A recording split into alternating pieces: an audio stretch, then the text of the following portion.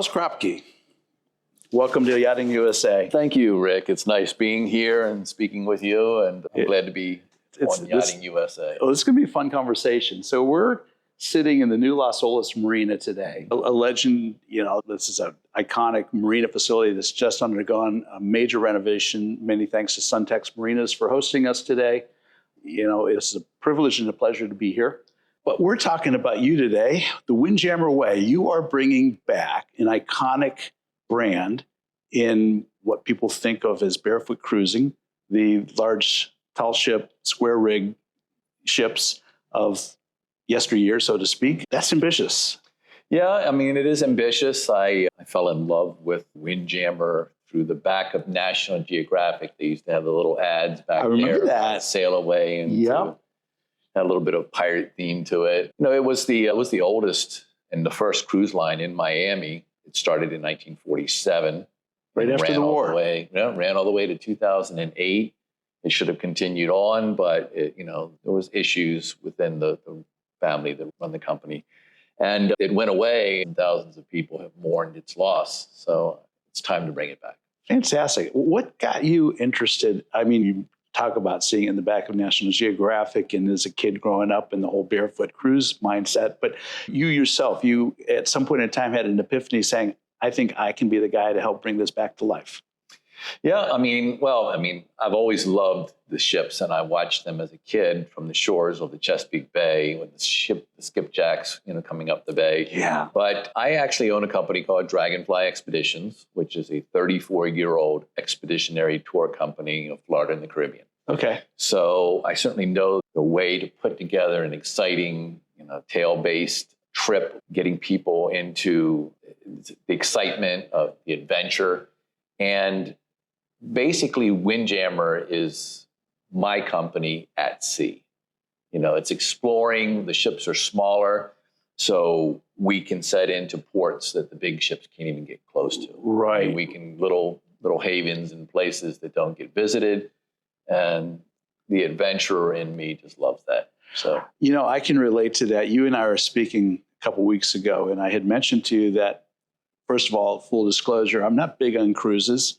I've done a few. I'm not that comfortable around 4,000 or so of my newest best friends. Right. But the best cruise I ever took in my life, I did about 12 years ago with the Windstar line. Yes. And we went out of Costa Rica, and it was a 550-foot ship.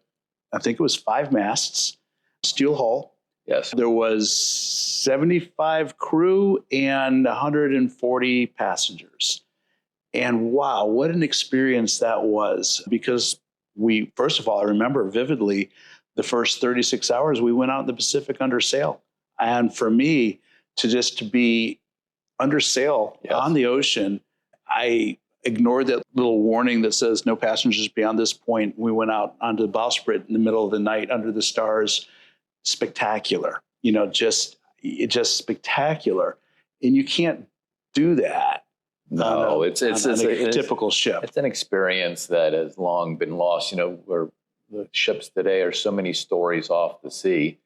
When you're on a sail ship and she keels, as she's making the turn around the island, and you have sails that are 108 feet, the mast 108 feet up, rising off the deck. It's a mighty experience.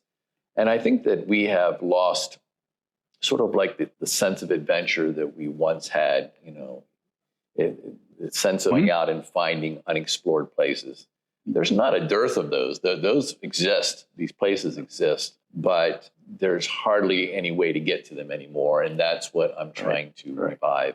Well, and I think, Charles, this is the bridge, because typically I talk about the business of the yachting industry, but I have been more and more intrigued in hearing more stories and bringing more voices on where we're bridging over between high-end luxury yachting experiences, luxury charter experiences, into the bespoke, I use that word. I've always promised I don't use that word. I try not to use it in my business either, but it's okay. But the boutique, better.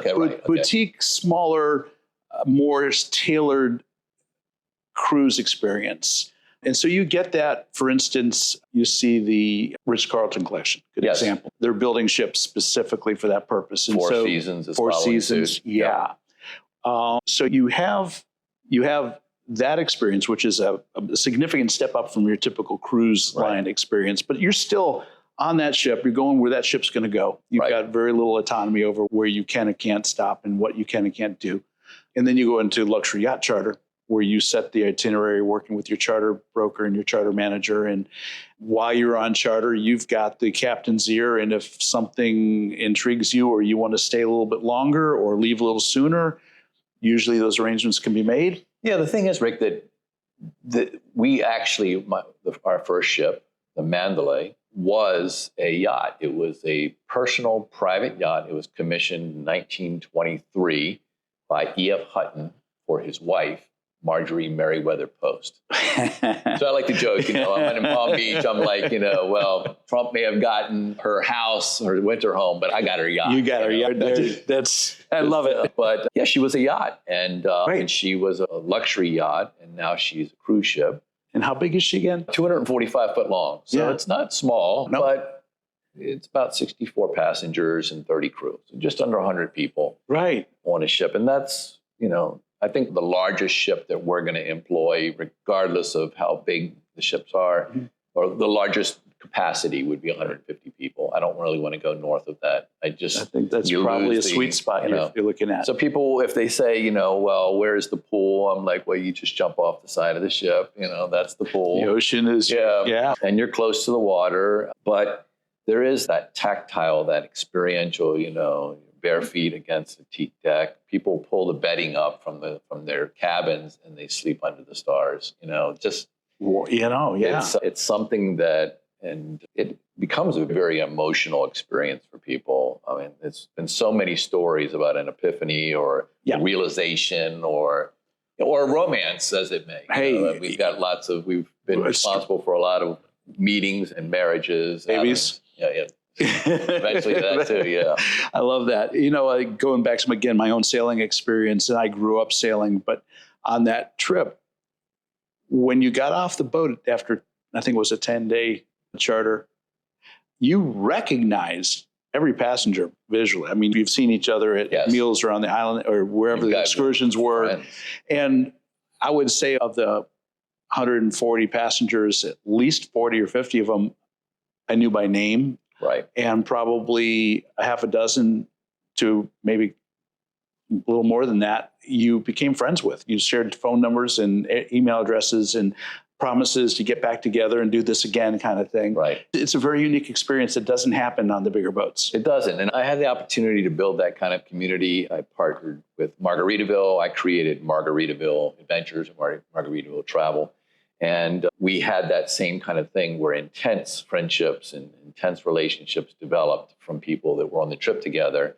And Windjammer also has that, people share a lifetime of friendship after being on the ship together, and they try to coordinate their sailing dates that's the kind of connectivity that I think that people are yearning for. And, So set the stage a little bit, because it'll help, I think, those that are listening to this conversation to understand more about the original Windjammer, the Barefoot cruises. Started in 1947 after the Second World War, ended up being a fleet of 5 boats. Ended up actually, there were probably 20 or so boats over their time. Right. What started was Captain Mike Burke Sr. was just taking people to the Bahamas, and he was footing the bill for everything, food and all. And then he's like, well, at least I shouldn't foot the bill for alcohol and food. Maybe they should bring it. And then after a while, it's like, well, I mean, people are liking this and it's constant. Maybe I should start charging them. There's, 10, 12 people. Wow. And then it created the need for a bigger boat. So they got bigger and they got bigger. And in the end, they were the first Caribbean cruise line per se. And they had larger ships. And so I own one of their larger ships right now. The Queen of the Caribbean, the Mandalay. Right. And I am trying my best to acquire the second one, which needs a lot of work. Weren't you just in Europe looking at that boat? I was in Europe several times. I'm actually, there are 5 boats, 5 ships. Well, I have one now, but there are 4 others that I'm actively pursuing and negotiating. And when the company is built, at least the way that I want to build it, there will be 10 ships operating. And you think, well, that's quite a big endeavor. But if you put all 10 ships in their capacity together, you wouldn't basically make a smaller ship that leaves out of the port of Miami. Right. It's a different model. It's a different business, very different completely. model, and we have cultural elements, like we have an all Caribbean staff, right, or largely Caribbean staff, and we have a relationship with the islands. They know us, and so we're welcomed. Well, and that's something I think you and I also touched on, was that having been around as long as I have and have been traveling down and through the Bahamas and the Caribbean, I will tell you that from the days in the early 80s where I was helping a friend deliver sailboats down to St. Martin and St. Bart's and St. Thomas, and then seeing those cruise ships on the horizon while we were transiting those, basically we'd leave from St. Petersburg and Key West and then head out through a hole in the wall and then, finally make our hard right-hand turn 500, 600 miles out in the Atlantic and end up down island. The culture of the islands is so radically changed. Is different topographically, ecologically, culturally, like the languages they speak. By the way, I said to you in our conversation last week that, when we're up and we're fully, booking our cruises, that you and your family are going to be hosted by me. See, this is evidence. All right. So on my dime, you just fly down island and you get on one of these ships and you'll get it. Well, I'm looking forward to that, Charles, in a big way. The amount of appreciation, I think, and gratitude I'd have on that one is big. Yeah. But what I love about this approach is when you see these big ships come in and discharging 3,000, 4,000, 5,000 passengers, the island culture is turned upside down. It gets crushed. You don't even have the culture. They bring in people from other islands to fill in the gaps to be able to support all this. So you cross-pollinate culture and language. And well, case in point, there's this beautiful British harbor in Grenada, but they call it the Carnage. Okay. And it's the old round port, and all the buildings are around the Carnage, and historic and beautiful. Colorful. And when the new cruise ships came into the islands, they could not accommodate them. So around the corner, they built this ugly concrete bunker and a concrete mall that dumped people out. And I'm like, here you have the real Caribbean down off the mountain on the side, the real beautiful, historic, interesting. Here you have some, just the impact I think that some of these lines have had on the islands is not what I would want. I describe it as detrimental, but it's the economics drive it. Well, it is. And so I'm just putting together another set of economics. I'm putting another type of model out there. Yep. So Mandalay, you mentioned her history, built in 1923. She's had a few owners. She's in refit now. Yeah, she's in refit now. I do want to mention a little bit of her history that I think is. So after the war, she was purchased by Columbia University. Okay. And she logged 1 million ocean miles as a research vessel. Wow. And this was the ship that proved the continental drift theory, or the tectonic plates, how they moved. This was the ship that did that. So from my estimation and all my research, this ship is the most scientific ship on the planet at this point, as far as its history. Wow. And many oceanographic professors and many undergrads and many people who went on to make a career of marine science had their time on the ship. So for that reason, we are in advanced talks with Columbia University to reignite that combination and put the algorithms in the ship so that we can gather information on the seas where we travel in the Caribbean, have people from the university come down and engage. So, the story of this ship having, being on the water for 102 years now, has many different chapters. But yes, she looks like she's down in Port of Spain, Trinidad, at Maritime Preservation. Okay. Which ironically is actually the son of the founder of Windjammer. Michael Burke Jr. owns the shipyard. So he worked on it as a teenager, and he's working on it again, So he has a love for the boat. He does have a love for the boat. He has appreciation, and he knows what goes into it. But she looks like Noah's Ark right now. Yeah. It's lifted up off, it's on the dry dock, and it's a massive ship. Well, really out of 100-year-old water. steel hull, right? Yeah, steel hull. Riveted hull? Riveted. Yeah. Okay. But as we replace the steel skin, the rivets are going away. So there will be some rivets, but most of it's a welded, more fabricated. It's gonna be a welded ship now, which is, which is better. That's today's technology. Yeah, it's the technology. Better, yeah. That's right, for sure. So that's, coming from my space where I've been involved in hundreds and hundreds of refit projects over my career. And I've seen the good, bad, and the ugly. When you see it good, it's really good. Right. And when it's ugly, wow. Right. But this has got to be really interesting because you're dealing with the DNA of a century-old sailing ship. Yep. You're having to comply with the ISM International Safety. Yep, the SOLAS rules. Right, all of that. Seas, yep. So she's got to become modernized. And yes. So what's the paradigm here? How do you maintain the original DNA and bring in the technologies that you need to, or you want to make her an efficient, safe sailing? So, most of the things that you are behind the scenes and the wiring changes and the whatever materials are used in the actual, behind the scenes of the ship, it's fine. You can mask that. You won't tell the difference. I get that fly. He's really annoying me. But the part that has to be updated is mainly the cabin areas, the sleeping areas below deck. Right. And to bring down the percentage of wood represented, flammables, and increase the percentage of non-flammable materials and so forth. Right. Once you get into the open spaces, the decks and the bar area and so forth, you can employ as much wood as you'd like. That's fine. Right. It's down below and escape hatches. And so we're going to do everything to capture the spirit, leaning into nautical design, having faux wood where we have to in the cabins, and then replacing really the beautiful wood, the teak and the beautiful wood bars and so forth, and the staircase that had been on the ship before. I used to worry about it. I'm not really worried about it anymore. I think we're going to pull it off.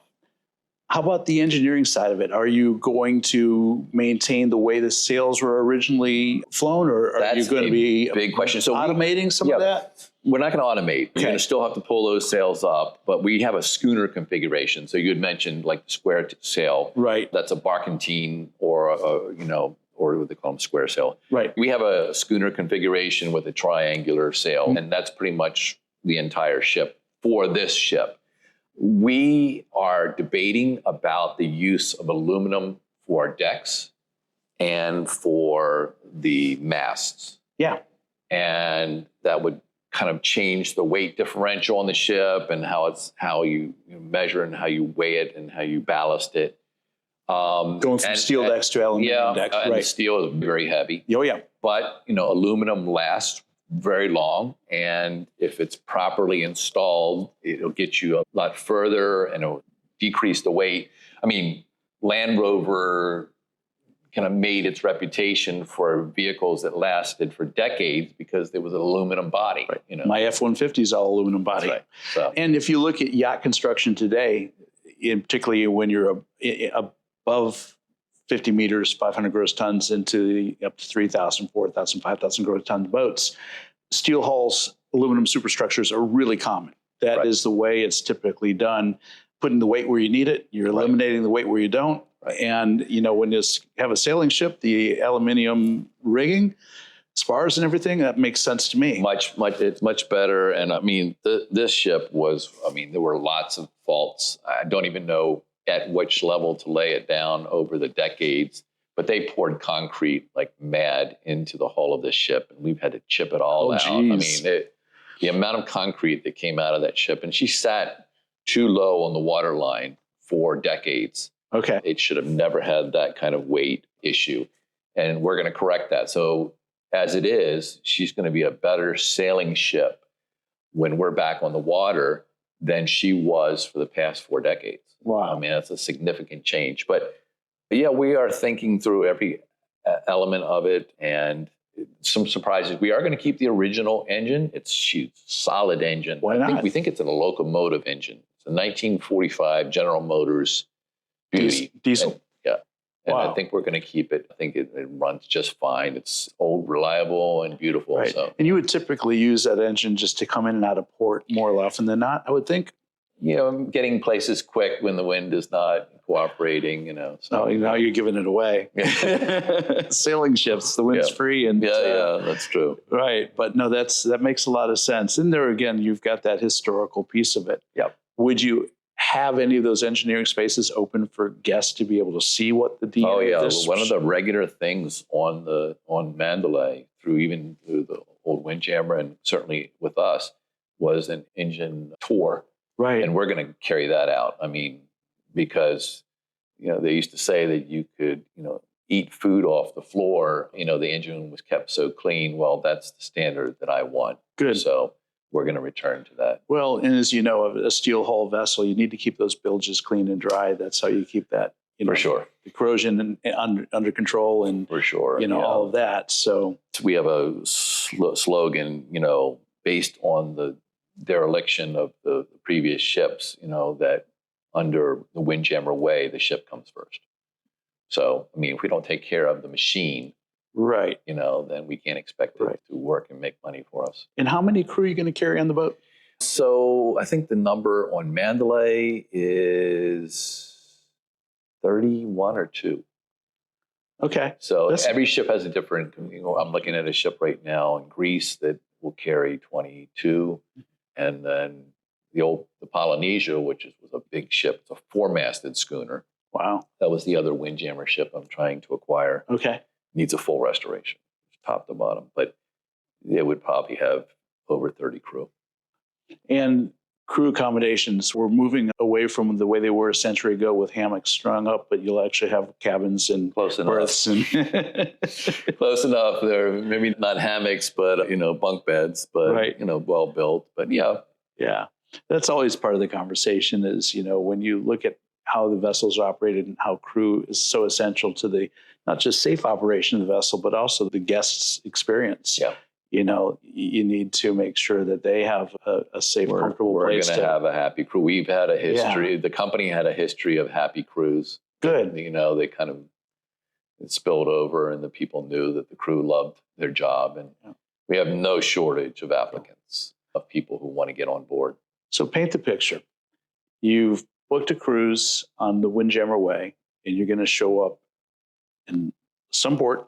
What's your itinerary look like? What's that experience going to really be?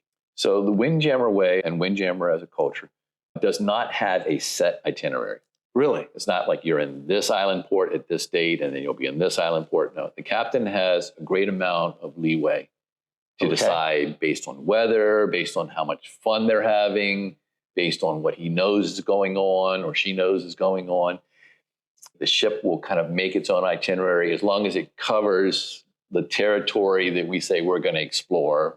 In the case of Grenada, the Grenadines, St. Vincent, and then back.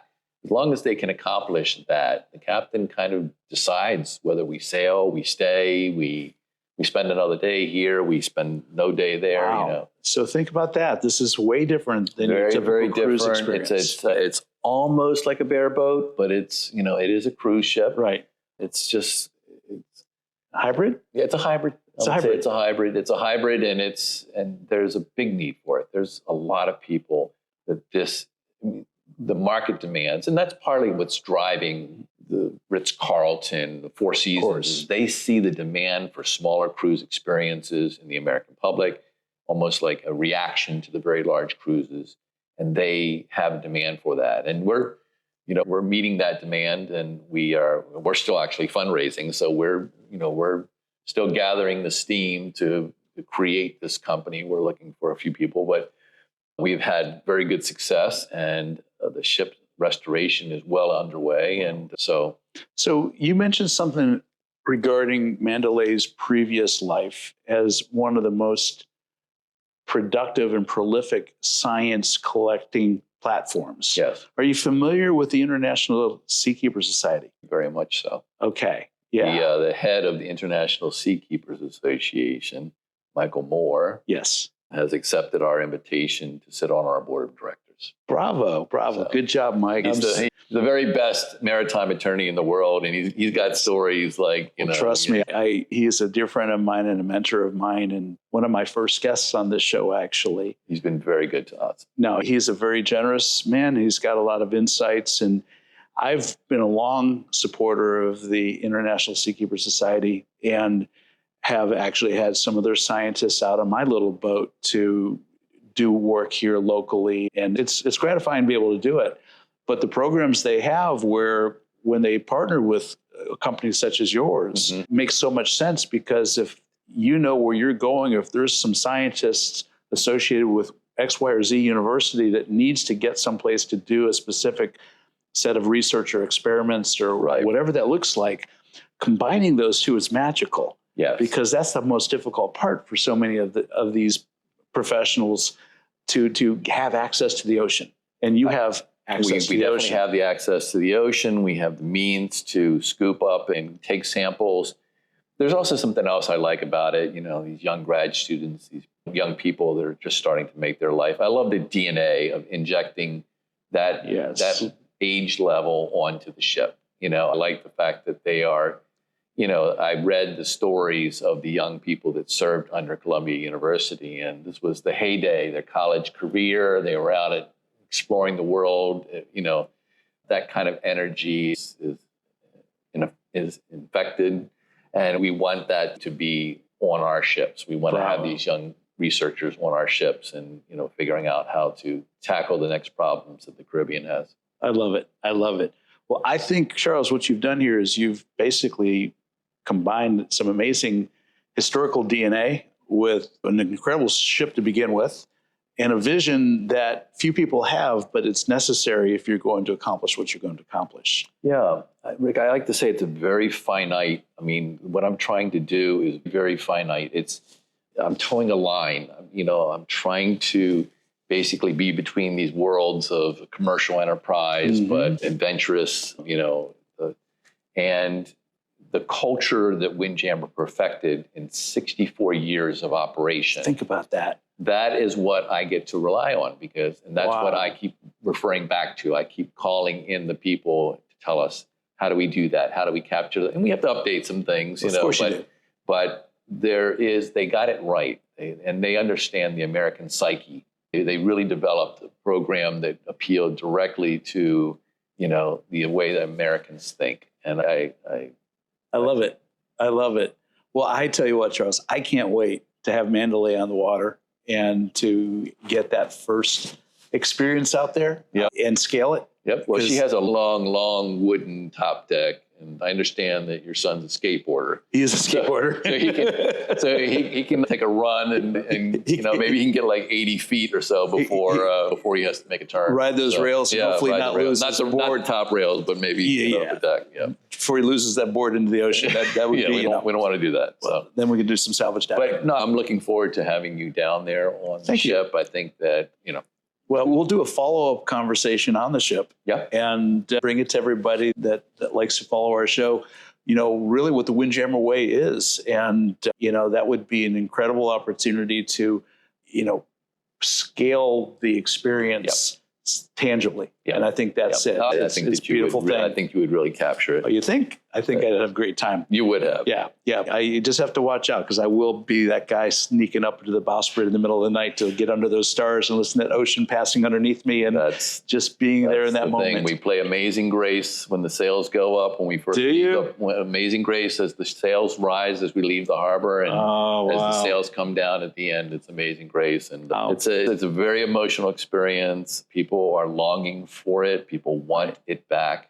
And we're doing it. So if anybody listening to this conversation wants to jump in and help you out, what's the best way to do it? The windjammerway.com. They can go there, or they can go on Facebook, The Windjammer Way, and they can find us. And I'm very accessible. I'm the CEO of the company, but if someone calls me on my cell phone to ask me a question about it, you're going to be hit. Yeah. Okay, good. I will take that call. Wow. Well, I just suggest anybody who has the wherewithal and the interest to get behind this program. This is an incredible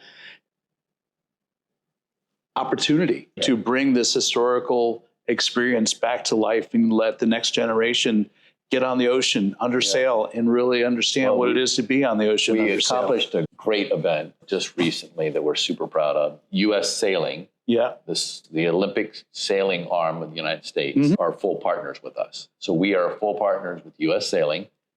And so we're going to have a lot of their teams and Are they up in Pensacola?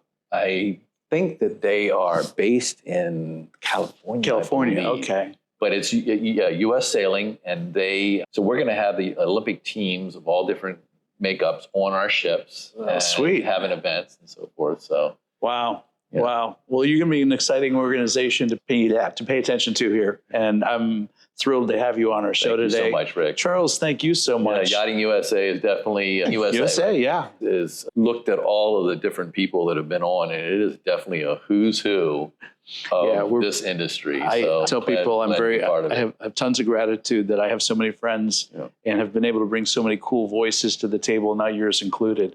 Thank you, Rick. All right. Well, listen, Charles, best of luck. I look forward to seeing you down island here in about another year or so. Yeah, maybe even not that long. We'll see how quickly we can make it happen. Bravo. All right. And then until the next time, I'm out of here. If your brand belongs in the heart of the yachting world, this is where it happens. Yachting International Radio reaches over 1 million yachting professionals and enthusiasts every month with 77 million impressions, 220,000 social followers, and 74,000 podcast subscribers. Our hosts are insiders, crew, captains, CEOs, trusted voices shaping the industry. This is targeted, high-impact advertising in a luxury niche. Visit yachtinginternationalradio.com/advertise. Your audience is already listening.